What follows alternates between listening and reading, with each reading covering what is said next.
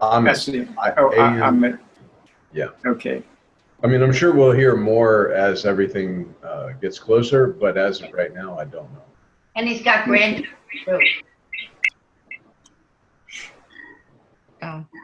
Living with us. We know about his health, right? We don't know. That's correct. Yeah. Right now, he's at his native place and seems to be enjoying himself. He comes back in June, I think, and but there's been no word of anything, so we'll just have to wait and see.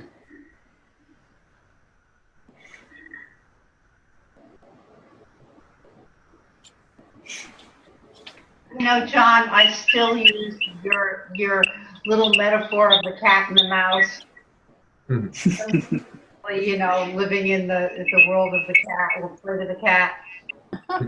Every time, many times when I look at my cat, it makes me think of it. It was such a great metaphor. Mm-hmm. Good.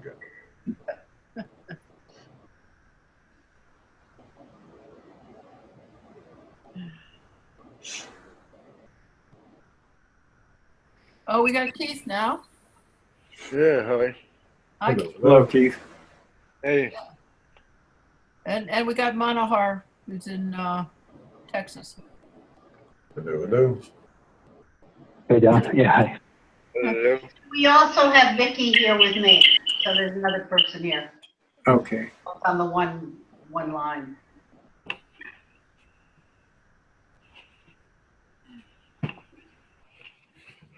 Did everybody get that latest video that was sent out? Yeah, thank you. Yeah, I got it. Thanks. Ghostly concept. Good. Yeah, that was a really good video. So. Yeah. When did you send it out? It was either yesterday or the day before yesterday. Oh, it was yesterday. Fine. I'm starting to get to know what spontaneous is, but then I forget. Indeed.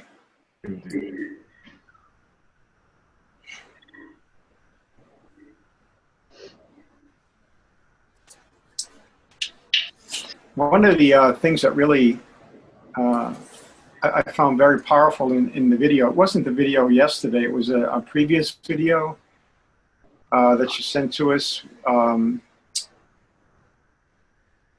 One of the persons attending satsang, this was in India, asked Maharaj what he saw when he looked at him. And Maharaj said nothing. And he said, well, let's see. He said, there is nothing there. It's only the sea is projection that he's, it was kind of very powerful when I heard him say that.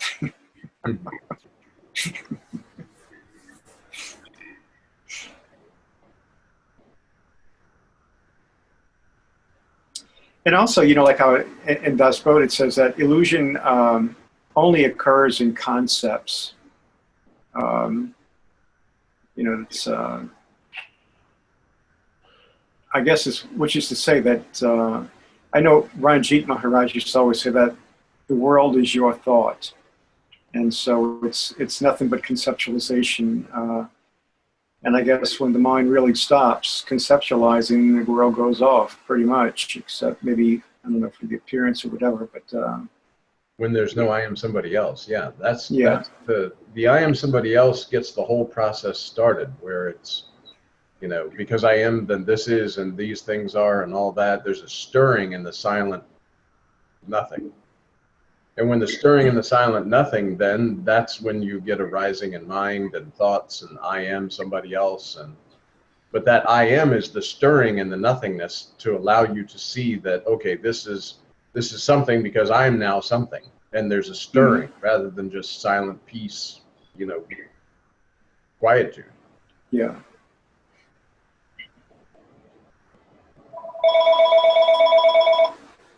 Move this off. When there's no mind, it's just scenes, literally just scenes, as if you were channel surfing on your television. It would make just as much sense. It's just, here we are, and then next, and next, and next, and these scenes are coming, but because there's no I am somebody else in the scene, there's just a speaking that's flowing. without any thought about it, without any planning, without any, it's all spontaneous.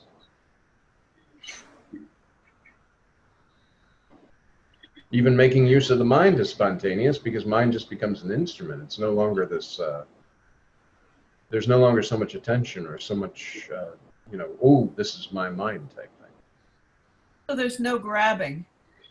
Exactly. Because when you know yourself in a real sense, it instantly, and that's really the key. It's like, okay, I go in with my own self. I remain with myself. I don't go outside. I know myself as that formless sense of presence, and all this is form. So automatically it's just discarded.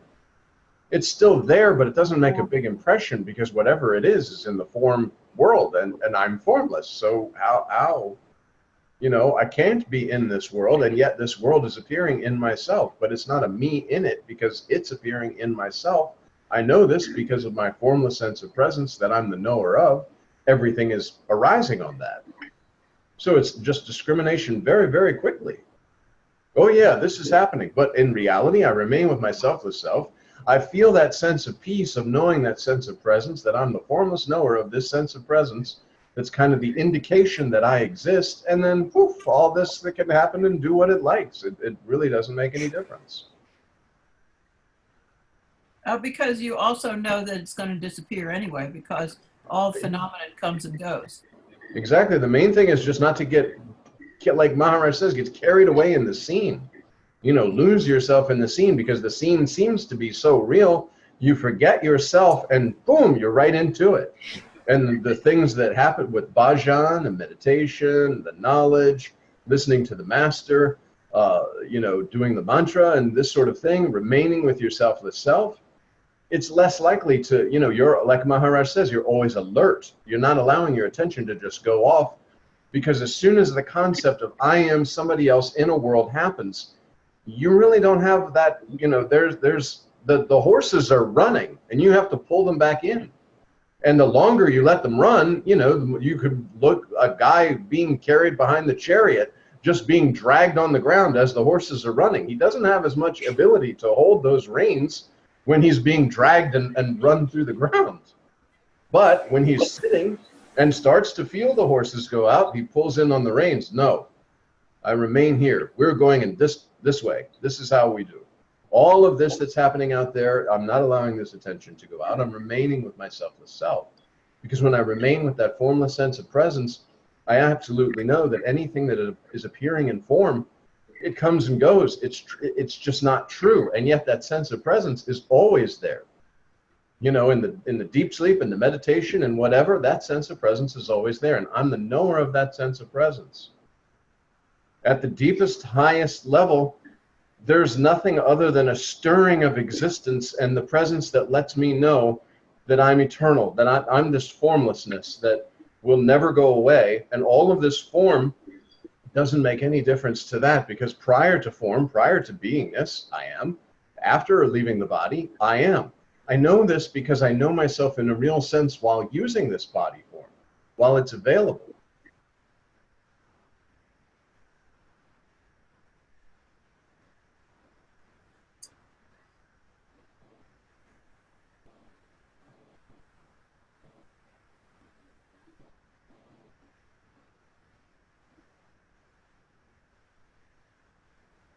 But then it seems usually, it has always seemed that I can't help but get caught up in it.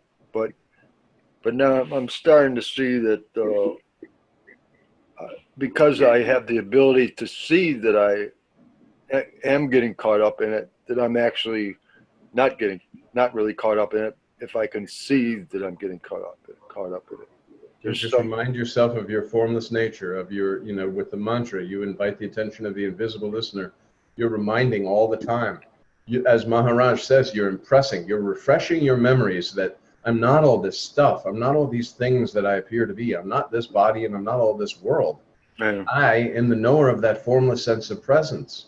So none of this is myself. And yet all of it is myself because it's all inside that formless sense of presence. Yeah. It's my presence that everything is arising on. I'm the knower of that presence. So I just keep to my own selfless self, no matter what's going on. And see, that's the thing, because then you just keep with you, and you see that the scenes are just passing, but you are. And when the mind starts to stir, you're the observer of this stirring mind that's appearing on your spontaneous presence, and you remain with your selfless self. So all of it is like 2 or 3 removed. By the time you get into an I am somebody else, it's so far away from who you are that it just evaporates. And then the world is the projection of your spontaneous presence, definitely. You interact with it. It's very, like Maharaj says, the fun in it, because you understand that the entire world is projected from your spontaneous presence. And you, as remaining with your selfless self in this formlessness, are projecting this, not as an individual, but you're kind of playing with yourself, with that lack of a better word. It's like an extension would be another word, I suppose, for projection. You are the world. Like, you know this. Like, you just know. It's like, yeah, this world is myself. And there's no separate anybody in it. It's just this world is in myself. Just again, the example of the dreamer dreaming and realizing that the entire world has been projected just from this sleeping, and it's a dream, and everything in it is a dream, and all the people are in it in a dream, all the stories, all the scenes, all the little intricacies of what may be going on, the wind blowing, the trees, whether there's a storm or whatever, it's all in the dream. And as you recognize yourself in a real sense, this formlessness, this formless sense of presence that you are the knower of, the entire world is just the same as a dream. When this body falls, all of it will be done, but you are not done, because you get to know yourself in a real sense. How then, if you know yourself in a real sense, you cannot be cut, you cannot be burned, you cannot die. There's no birth, no death, no nothing. It always is.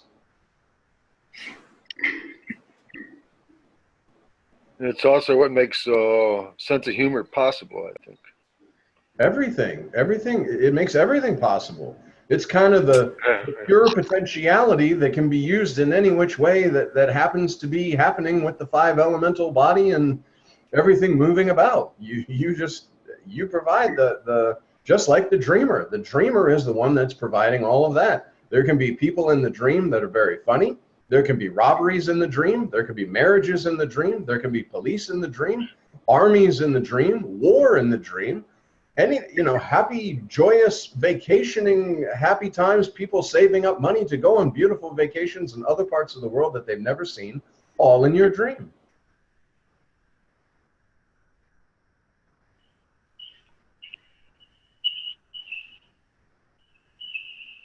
Pretty mysterious. It's finished. You're not interested in it. It's just like, okay, it's form. It's fun. It's okay. Go to your work. You don't just quit your work, because in the dream, you wouldn't just quit your work. In the dream, you'd be like, oh, now I'm a hungry homeless person in my dream. That's not so good. But the idea is that it's all, yourself in a real sense. So whatever is happening on this screen of mind is not you. A lot of people feel like they're trapped and there's no way out except suicide. Well, again, that would be just in the dream. Like that. Somebody commits suicide in the dream. The dreamer is still dreaming.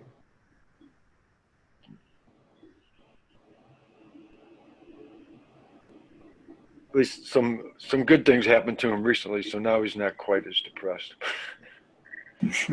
And it comes and goes. See, imagine that too. I love watching historical dramas on television, like on Netflix and stuff, Marco Polo and these different things, because you see, like, there's a time where these guys, they're in prison and they're going to be killed the next day. But in history that they got through it. But imagine if Marco Polo is sitting in the prison and he's like, oh my God, my life is over. I should just hack my wrists. You know what I'm saying? Because you see, then he becomes like a famous guy, and on and on and on. And all these, everything is passing. Everything is transient. And I like I said, I like these historical shows because it shows you the ups and the downs of the human existence, and yet it's still carrying through. And the idea is to remain with your selfless self. While the show's running, you know you're the actor, and what's going on with the character. When you read the lines and say, oh, this character is going to prison and he's getting a beating, you know, oh, that's not good. But you're the actor. You know, nothing's actually happening to you. You're the formless knower of this formless sense of presence. So no jail, no beating, no suicide, no nothing. For you. So there's no association with what you do, with what you think, with what you feel. For instance, like there's just that distance, I guess, from, there's no association with it. It's kind of like a spontaneous arising of whatever is done is being done, whatever is being felt is being felt, whatever is being thought is being thought. But it's just not taking the touch of it. It's just kind of like, it's just happening. Yeah. Passing through. Yeah. Just like a river, you're standing at the banks of the river, watching the river flowing, watching the leaves flowing, maybe some garbage is flowing, and it doesn't affect you. You're just observing this flow, basically. Because again, that, you know, they talk about Satchidananda. Satchidananda is remaining with your selfless self, that sense of existence, consciousness, bliss, knowing that formlessness, that formless sense of presence that you're just diving into.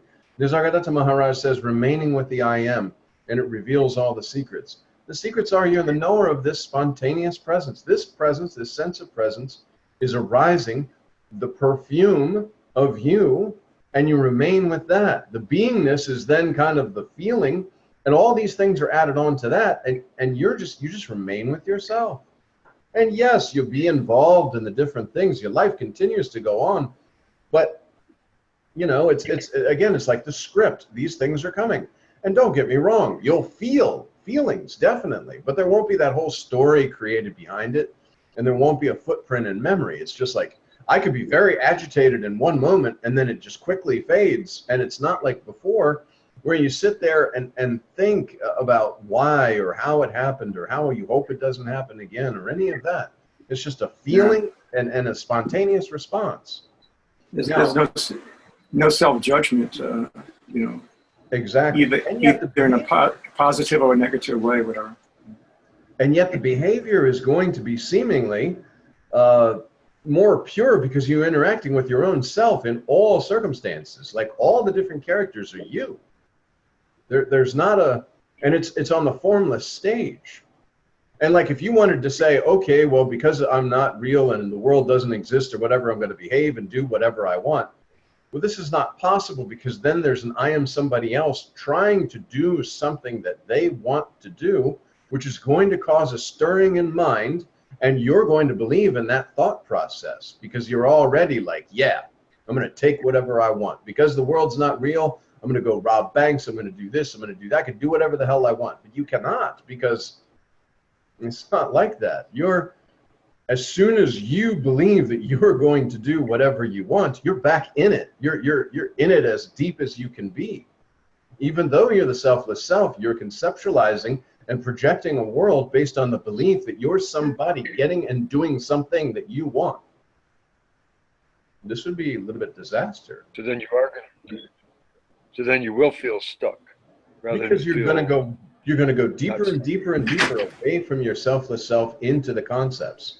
It's not true, but you're going to believe it is because you're actually trying to invoke an action or invoke like, I want this, or I'm going to do this and I don't care because the world's not real, or, you know, like all the time you're hearing about the Neo-Advaita folks who are like, you know, because I'm God, that's it. That's all I have to do. No, there's going to be worship. There's going to be that devotion that arises spontaneously. And if you, as the selfless self, believing that you're a person who doesn't want to be devoted or who wants to do their own thing, that conceptual wheel is going to turn and you're going to get lost.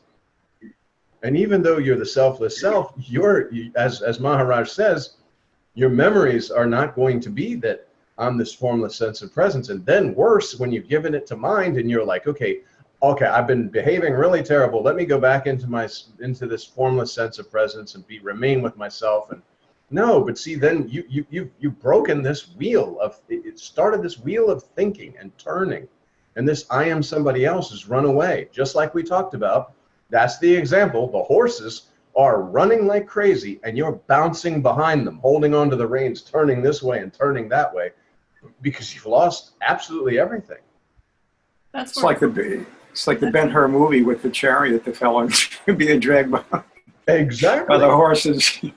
Exactly, Yeah. because one concept believed in, but when you like stake a claim, you, the selfless self, are working through this form based on your ideas and beliefs and understanding. You're projecting this world that you're in, that you're believing yourself to be a person in. This is not good. It's isn't it tied into karma too? Because you're by doing Karma is immediate. Like Yeah. if I come over to your house and I steal your coffee cup or something like that, that's going to create an I am somebody else who stole your coffee cup and concepts and all, you know what I'm saying? All these, I'm going to torture my own self, basically. yeah. Like the biblical Satan is basically that mind that's constantly pushing you that, hey, you did this wrong thing, and it tortures you about that. You just have to speak up. Go ahead. Yeah. Vicky wants to ask a question. Okay. Yeah. Can I just ask this question? So, in a sense, everything is a subjectification of oneself.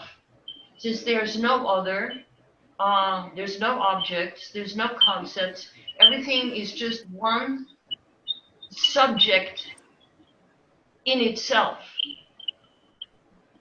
which I am the subject, but so is all other things around me or in me.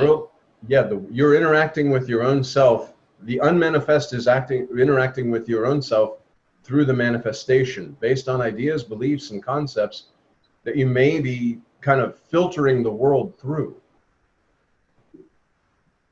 All of it is your own selfless self. It's a constant interaction. It's like a mirror, and you're doing this show in front of your own self.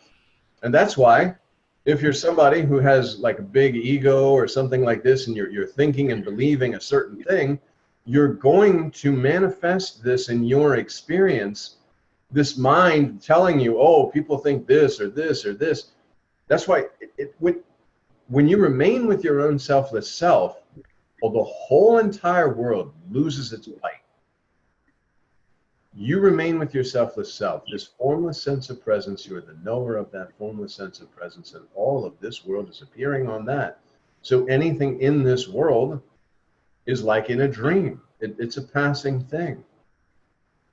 But yes, and Maharaj says, the environment that you're in, like when you're at the ashram, take pictures of the master, keep the masters around, bow to the masters, keep, just to refresh and remind yourself that when your boss is giving you a hard time, or the kids are doing something, or the traffic is really, really terrible, any of these things that may allow you to notice something that's going to cause a stirring in the silent presence that you are, that this silence is interrupted by a stirring in mind and a projection of an idea and a belief and a concept, but you remain with your selfless self. No, this is not I am. Also, what I meant is that it's all me seeing me.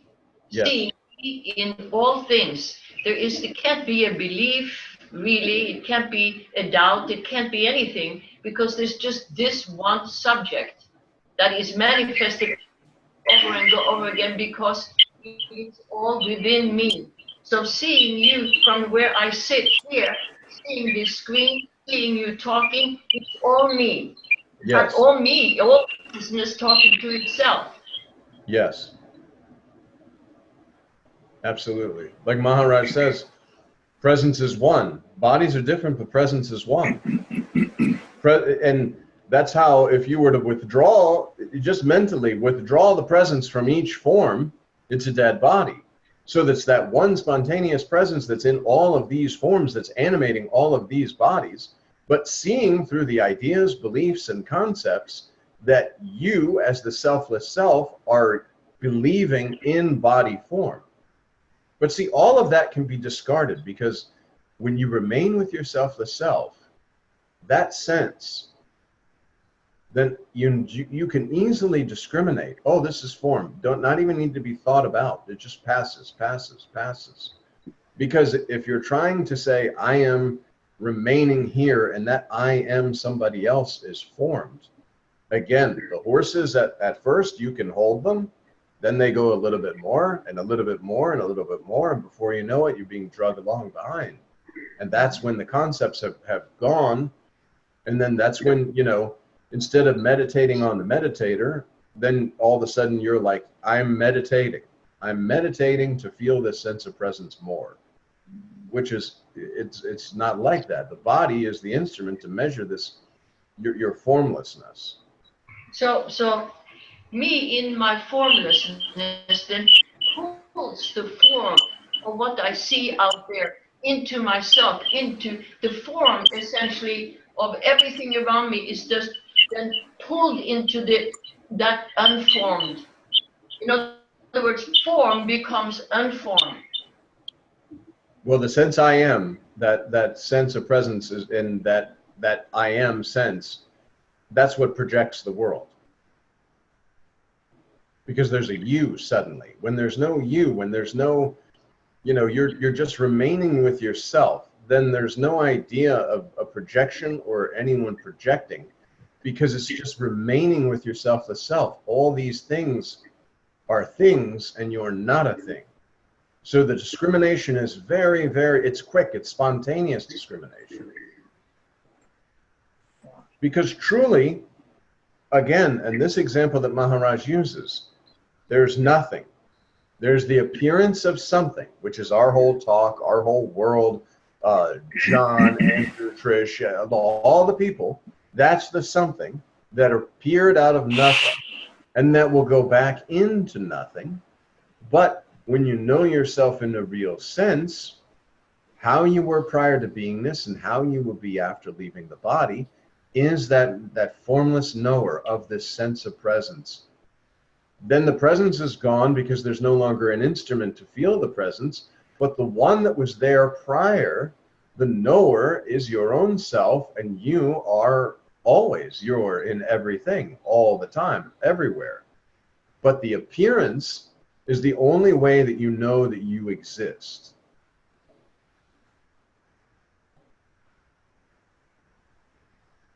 I don't understand that. The appearance, what do you mean by the appearance? The appearance of what?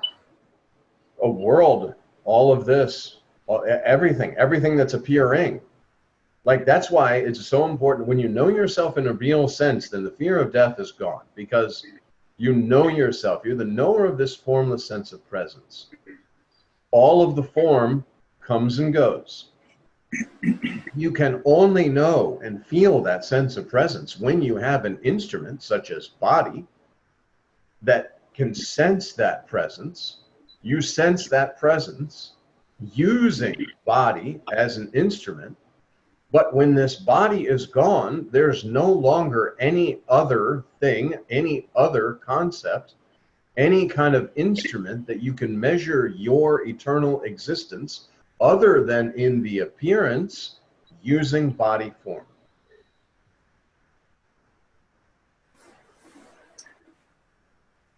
Thank you.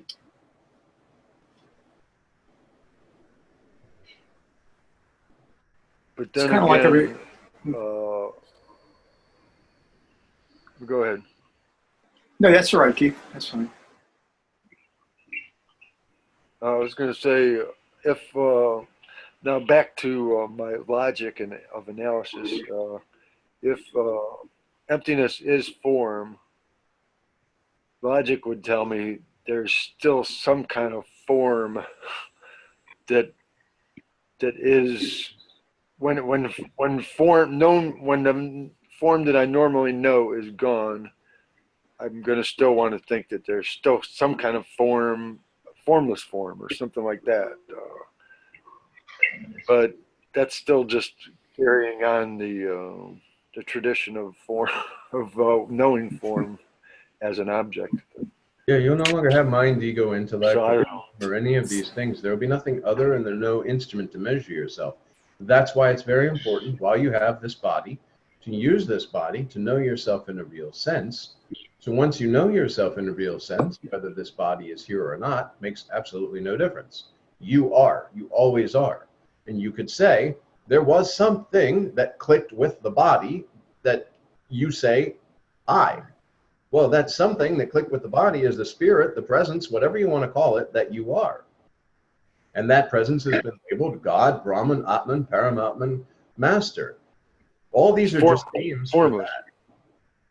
With no qualities, because again, imagine all of everything. There's nothing other. It's just all of everything.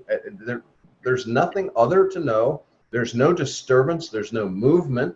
There's no just all of everything. When you know yourself, it would seem that there's two types of knowing.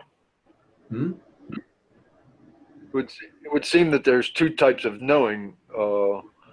Knowing through form and knowing of itself being itself somehow, but in some unknown way.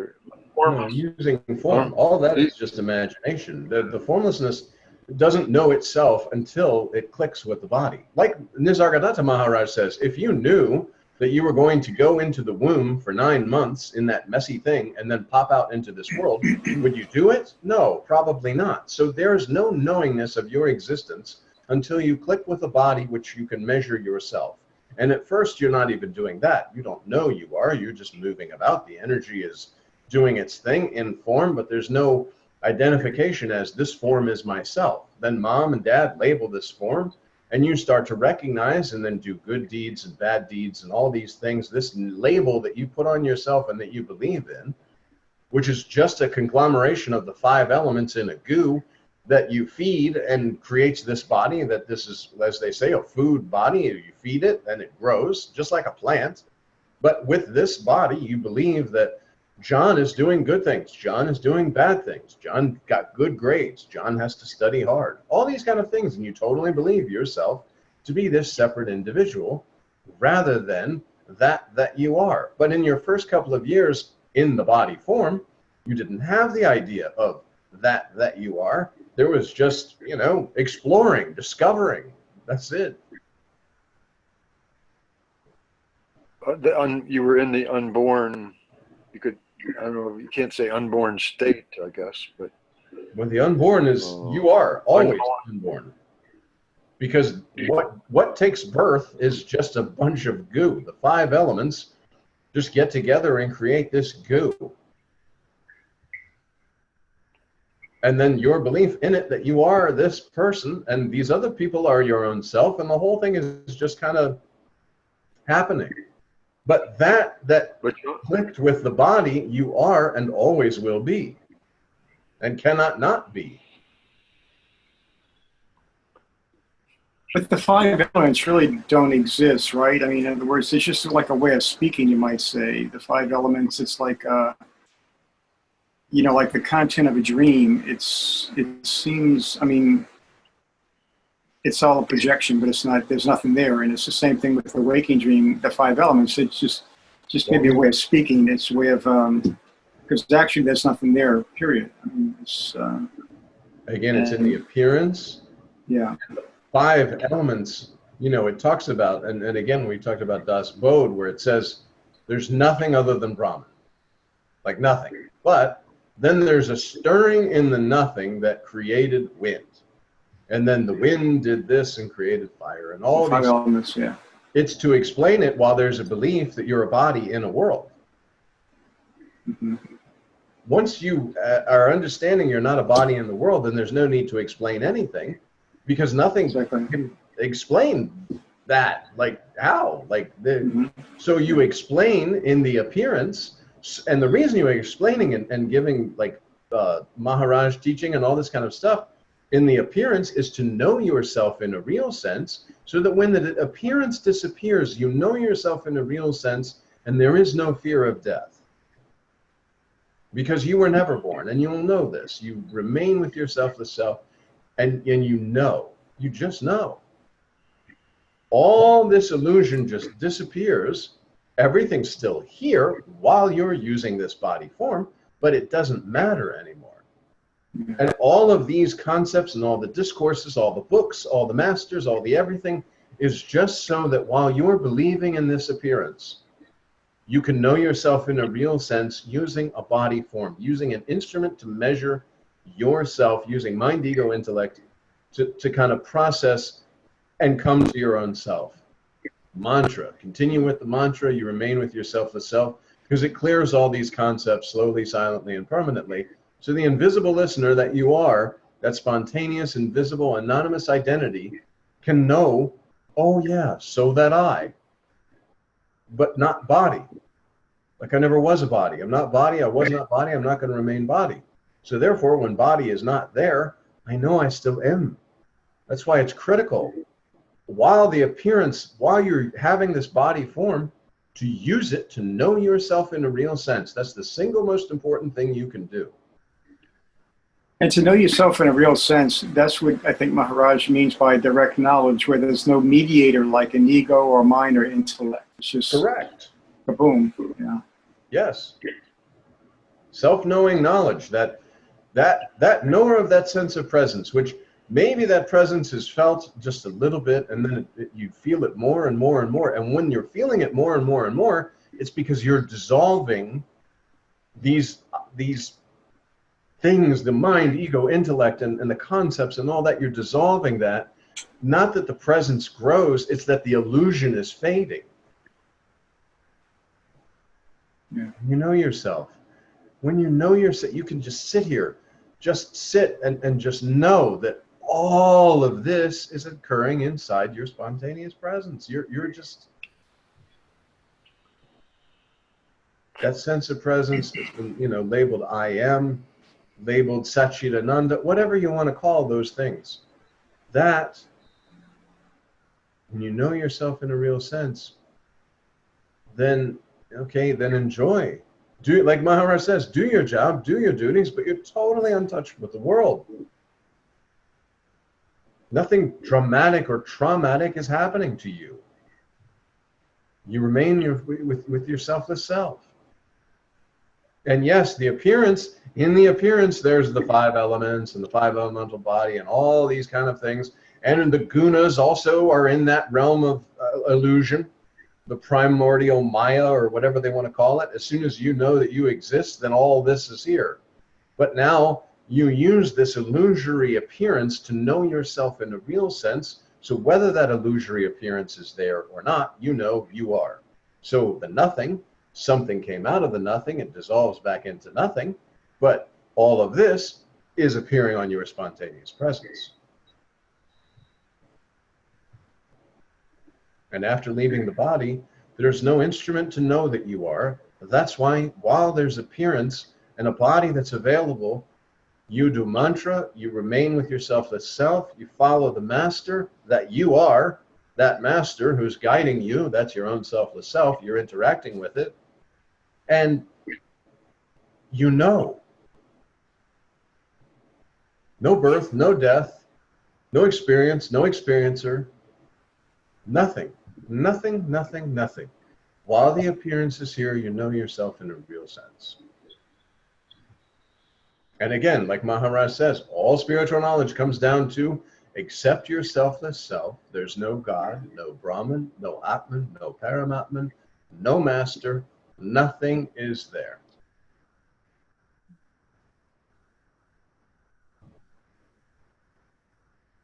Everything is nothing, right? So everything is nothing and nothing is everything.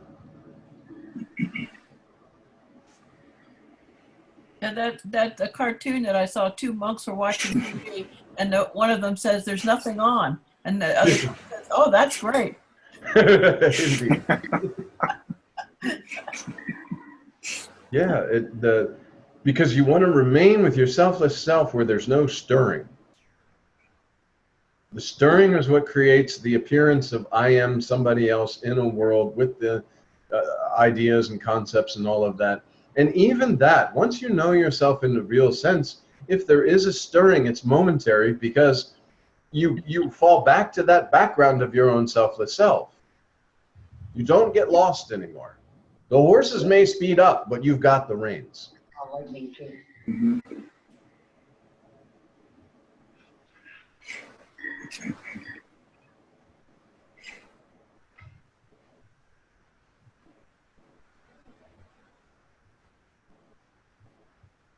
And keep concept free. Every time a question arises, ask your own selfless self. The answer will come.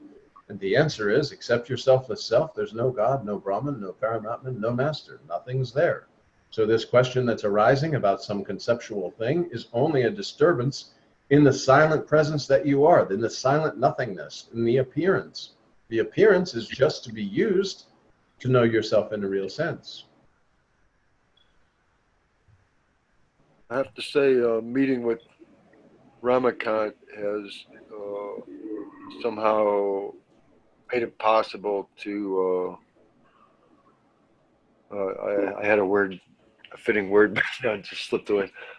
Had for me to see this somehow. Yes. To start to I mean, I don't know how long I would have wandered in my same old. I'm starting to see what he's talking about. You know, it's like without him, you know, it's like I don't know if it would have happened. You know. Absolutely. Like Nisargadatta Maharaj says, you're in the dream and someone appears in your dream and lets you know you're dreaming. Ramakant Maharaj, Sri Ramakant Maharaj, is the selfless self in the dream of the selfless self, as you are believing in form that this is another separate form coming to, but in reality it's just your own selfless self, telling your own selfless self, using the appearance, the illusory world, to give and plant, as Maharaj says, to plant the seed that you are not body, you were not body, you're not going to remain the body. And he's not talking to the body-mind instrument that you're believing yourself to be at that time. He's talking to and from the selfless self. And there's a resonating there. It's shaking apart these conceptual beliefs of body, mind, intellect, all these things.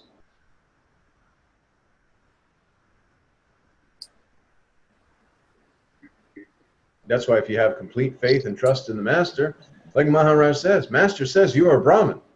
In this next moment, behave like Brahman. And that doesn't mean, oh, people come and worship and bow at my feet and all this kind of stuff. What it means is the entire world is my own selfless self. So when somebody cuts me off in traffic, I know that's my own selfless self. It's no big deal. When I'm waiting in a long line and my mind starts to get irritated, no. That's my own selfless self. All of this is being presented and projected through me to know myself in a real sense. Everything that is happening that I believe is some kind of event is really just my own selfless self interacting with itself to know itself. And to remain with your selfless self throughout everything. Even turning up the heat, because the heat will be turned up. The more mantra you do and the more deeper you get into your selfless self, for a time, the heat gets turned up and you have to remain with your selfless self. Because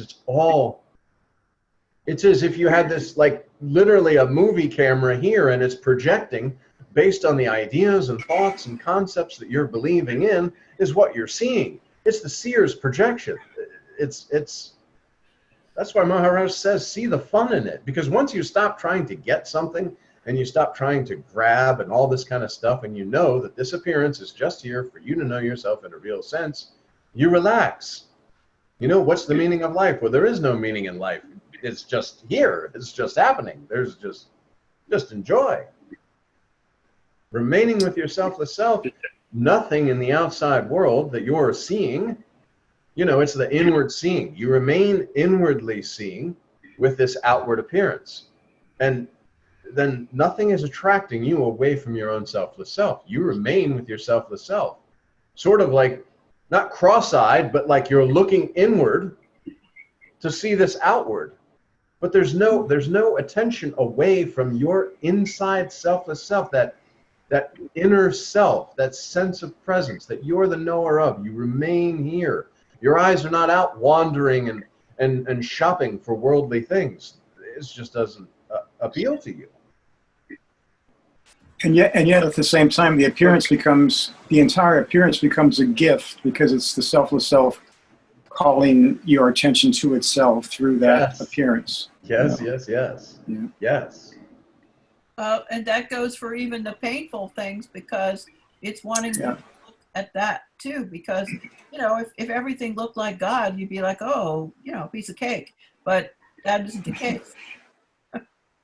Yeah, well, even, and the pain doesn't, when you know yourself in a real sense, you remain with yourself, the self, the pain comes and goes very quickly because there's no thoughts believed in mind like, oh my God, this is never going to end, or I can't believe this is happening to me, or any, it's not like that. There might be some kind of pain, you know, like we talked about before, somebody in your family dies. There's going to be a, oh, you know, but you know yourself in a real sense. So it's not this deep, you know, impression. And yet there's pain felt, there's feelings felt. But like Maharaj says, don't pay attention to the feelings, pay attention to the feeler through which these feelings are being felt. It doesn't mean that you're, I mean, it seems like there's a narrow band between transcendence and acceptance, because you can't accept in order to transcend. You accept because of acceptance. And if transcendence happens, then okay. But it's like you can't trick things to avoid, make it a smoother trip. Well, and there's no I am somebody else that can accept anything. It's just occurring. It's just a happening. Yeah, You know that's what I'm saying, that there's no like I am somebody else that sees this as something. It's just, it's a happening. Okay, it's here. Again, the example of channel surfing is very good. Channel surfing, if you were to click and you see one channel and it's like a story and you're totally involved in it, and then if you did like automatic channel surfing, in the next 2 minutes, boom, boom, it goes to the next station and it's totally another story and you're involved in the story, and then boom, boom, and another one. But they don't carry through. There's no like, oh, I want to go back to that one, or oh, I wish that one lasted longer, or this one lasts too long, or it's just passing. These are scenes appearing before you. And you're in them 100%, but you're not. You know all of this is appearing on your spontaneous presence because you remain with your selfless self. The only constant through all the scenes that are appearing before you is yourself. So you remain there. You're the background in which all these things are appearing on, so you remain with yourself.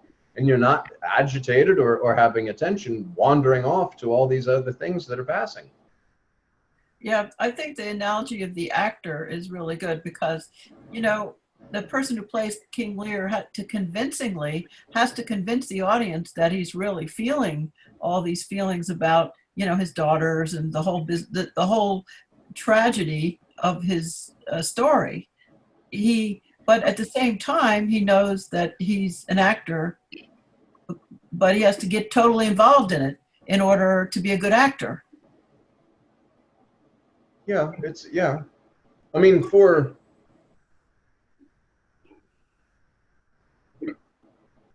with your own self, it is similar to this, but even in the actor, he knows he's an actor, so there's somebody who's acting and doing some deliberate action. There is no deliberate action because there's no one here. Oh. It's just an emptiness that, again, like they talk about, the silent, all is Brahman, and then there's a stirring. Well, that stirring in the silence that you are is the arising of the idea of existence as I am. But you're prior to the I am because you witness this stirring that creates that I am. So you remain with your selfless self. You remain without this disturbance, without this stirring, and yet you can do your job, do your duties, go out into the world and do all these different various things. But there's no stirring. Appearances, but no, again, no experience, no experiencer. Yeah. So if you said that I'm that background, I'm on this screen in which everything appears, actors, directors, producers coming and going, but I remain that background. If that is so, how can that background or that scene have a stirring? Why even acknowledge a stirring then? The stirring comes in the appearance. You are the nothing in which this appearance of something has come. This appearance of something is given attention, but you're the background, the absolute silence, the absolute unmoving. All of this whole world can be moving around, but it's in you. You provide it, but you do not move. You never have. You're all of everything. This appearance is the same as, again, we use the example of a dream. You're laying down sleeping. This whole world, this whole dream world is projected from you, and there's activity in it. There's movement in it. We talked a couple of weeks ago about, like, you start to see night after night after night this dream town. Somebody wants to go to school and become a doctor and all these sort of things. So all this movement, so to speak, is occurring inside this dream. And yet when you wake up, poof, it's all gone, and truly it never was. Nor did you, even if you dreamed yourself as one of the characters in the dream, you were never affected in any way. Where is the stirring taking place? Inside me? Yes. Let's say that You're the background. Pardon? You're the background. You're all of this. When I say the background, it's like I understand. all of everything. There's nothing other than your own self, and then there's a stirring, this sense of I am. I exist, which you will not have without using a body and a world that is then being projected. On the background. You're the silent, again, attributeless, I guess is the best way to say it. You are completely without any attributes whatsoever. You're without any movement. You're unmoving. You're all of everything, and they're nothing other than yourself. This stirring is a sense of existence, a sense of presence that projects this, again, the same kind of, the easiest way to think is this dreamer who lays down, and in just one split second, boom, an entire dream world is projected. This is your own selfless self. This is the world that you're projecting. This appearance for a time is so that you can know yourself in a real sense. You know yourself in a real sense. The appearance is just there for that. Because when this body falls, you won't know yourself anymore. But having known yourself in the appearance, in a real sense, using the instrument of body to measure yourself, then you're no longer concerned. Where do Could that you say the sense of beauty, the sense of love, compassion, where do these things come in? In the appearance. I mean, there's nothing other than in the appearance, these things are happening. In the appearance, the gunas, in the appearance, there's all sorts of concepts that can describe this illusory Maya, so to speak, that is not.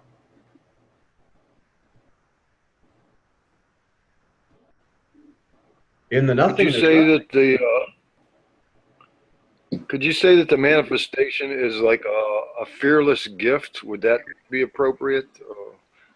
Like it just gives this ability to make form to itself fearlessly? Like, I think does the that make entire any thing sense? is just to know yourself in a real sense, because at first you believe you're a body and that you can die. And when you know yourself in a real sense, then the death of the body means nothing to you. But you know yourself in a real sense in this illusory appearance. After the illusory appearance has I think which evolved back into your own selfless self, because you're no longer using a body to measure yourself, then you know you are, but there's nothing other than you to know, and there's no instrument of knowingness. It's nothing. I think what the lady was getting at was why even do it? So as an explanation, I was offering that maybe it's a gift to itself so that it can know itself fearlessly. I don't know. I mean, you don't, again, and I'm not trying to be rude, it's just for my own self, I don't speculate or use concepts or use mind or use logic, because there is no logic, there is no, when you know yourself in the real sense, that's it. And then these concepts and the logic and what if this or how is this or what made that, it's it's spiritual entertainment, because the idea is that all of this appearance is moving you toward knowing your selfless self. That's it. I'm just attempting to find an answer, which But there's no answer. is going to be a concept no matter what. If there's an answer, then there's a concept, and then there's an I am somebody else who's pleased with that concept, and then body knowledge has been increased, and you're supposed to be decreasing it. All this body knowledge is, I have concepts, I want to go out and I want to try, like Maharaj says, you want to try to find people that agree with your concepts so that you can hold on to these concepts. And the idea is then that this is building body knowledge. And body knowledge is the issue where you're, I am somebody else who's acquired this knowledge, and then you don't want to get rid of this I am somebody else who's acquired all this knowledge. Like Maharaj says, somebody who's been doing spirituality for 50 years doesn't know themselves in a real sense, but can quote and go backwards and forwards and all this kind of stuff on all these spiritual concepts, will never, ever, ever release those concepts, because that's the body knowledge. I have this body knowledge. And even worse, the subtle ego is enjoying the spiritual journey. I think that's really true. Yeah. I very much agree with that. That's very true. I think many of us have been on the spiritual path for years and years. And we enjoy it. I mean, it becomes entertainment sometimes. Yes. And then getting together and sharing knowledge with others, and how much of this and how much of that, and which Swami you saw, and all this sort of stuff. But the idea is that the appearance is nothing other than, I know myself in a real sense. Then that's it. I remain with my selfless self, and the appearance does whatever it does. Just like in a dream. The dream, you don't control the dream in any way. A dream just goes and does all these kind of different various things, and yet it doesn't affect you. And in the same way, you know yourself in a real sense. In this appearance, everything can just do as it wishes. The gunas and all the different things are moving about and doing all their things, but I remain with my selfless self. You know, And then, go ahead. well, I think, I hate to say that, but what I think is that the selfless self, to know myself as my real self, also practically becomes a concept until I experience and have a direct experience with it. That's correct. And that's why we have the mantra, so that you can continue with mantra and continue remaining with your selfless self, as you're still believing yourself as someone who can do that, and someone who's moving about. Like I said, it'll turn up the heat, because you could be by yourself in your house using mantra and know yourself, that sense of presence. Good, good, good. Okay. But then you go out in the world, so to speak, outside your door, and it stirs, but that's mantra, mantra, mantra. Like Maharaj says, flame, your selfless self, covered with ash. Mantra, it removes this ash, all illusory ash, so you can remain with your selfless self. And then you can hold the reins of the horse and just trot along. Okay, here we are. Da, da, da, da, da, da. And it's just, that's it. It's just scenes passing. I remain with my selfless self. Still can have good days, bad days, or whatever, because good days, bad days are coming and going. But there's no me in it. There's no like, oh my God, another bad day, or oh, it's rain. You know, it's not like that. And you're outside of time, because all of time is in the appearance. You remain with your selfless self. It's like getting out of the wind. Yeah.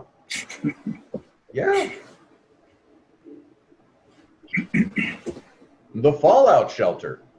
You're in the fallout shelter in your selfless self, and the whole world is doing its blowing up and all this kind of stuff, but you're in the fallout shelter. You're okay. It's like the whole appearance is there to help you realize that you are the substratum or the screen on which the whole thing appears, basically. Yeah. And that the you're not appearance, in it. you In as Maharaj came to you because Maharaj came to Nisargadatta Maharaj, and and then okay, now he knew himself in a real sense, and he's speaking and knows this formless sense of presence as himself, and that is you, the selfless self, who's now saying to yourself in another form, bodies are different, presence is one. And because you're able to know yourself in a real sense and communicate this to yourself in another form as your own selfless self, hey, guess what? You can know yourself in a real sense by direct knowledge. When you remain with your selfless self, all illusion falls away. You don't have to renounce things and all this kind of stuff, because like in Master of Self-Realization, it talks about like fruit. If you go to a what do you call it, model house or something, they'll have fruit on the table and it's all plastic fruit. But you might look at that at first and be like, ooh, that looks really good. Your mouth may water for this fruit. But when you touch it and you feel that it's not real, that it's just plastic, it may look very beautiful and you may admire it, but you're not going to salivate because of it.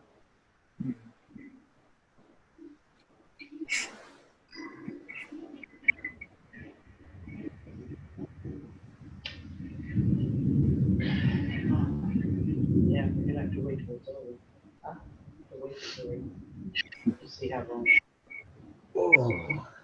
Well, not that I just checked the over on the clock, and we said we'd only do like 45 minutes or so, and we've been a little bit over. Okay. Are Yes. we good? Yeah, that's Or fine. good. Yep. That's a good Thank talk. Good talk. Thank you. Thank you. Thank you. Yeah, okay. Thank you. Okay, thank you very much. It's starting to get bad out there, weather-wise. Have a good night. Okay, thank you, everybody. Thanks.